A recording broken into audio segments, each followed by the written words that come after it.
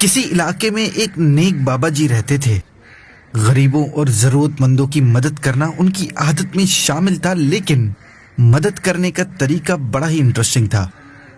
وہ یہ کہ کوئی غریب یا ضرورت مند ان کے پاس آتا تو یہ مالداروں سے پیسے قرض لے کر ان کی مدد کر دیتے، اور ان کے پاس جو تحفے آتے اس سے لوگوں کو قرض واپس کر دیتے، مگر اپنے پاس کوئی چیز نہیں رکھتے تھے۔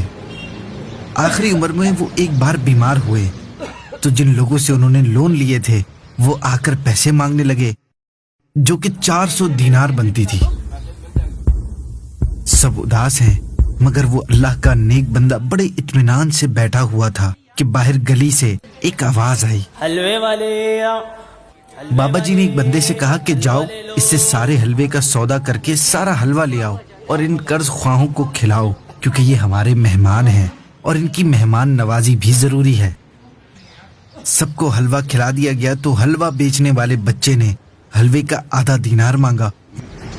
میرے پیسے نہیں ہے بیٹا، پیسے نہیں ہے۔ بابا جی نے کہا میرے پاس تو ابھی کچھ نہیں ہے، تم ابھی ان لوگوں کے ساتھ بیٹھ جاؤ، اللہ جلد کوئی صورت بنا دے گا۔ یہ سن کر بچہ رونے چلانے لگا، دو میرے کو میرے پیسے، بھائی میرا مالک مجھے مار دے گا۔ بچے کا رونا دیکھ کر قرض خواہوں نے بھی چلانا شروع کر دیا کہ اس نے ہمارا مال تو اڑا ہی دیا اور جاتے جاتے بچے کو بھی لوٹ لیا، خدا کو کیا منہ دکھائے گا۔ بابا جی یہ سب خاموشی سے سنتے رہے، وہ بچہ بھی روتا رہا۔ چاہیے مجھے، ابھی چاہیے۔ تھوڑی ہی دیر میں ایک شخص آیا اور سلام و دعا کے بعد عرض کیا کہ حضور یہ نذرانہ قبول فرمائیں۔ جب دیکھا تو اس میں 400 دینار اور الگ سے آدھا دینار بھی تھا۔ اب لوگ حضرت سے معافی مانگنے لگے۔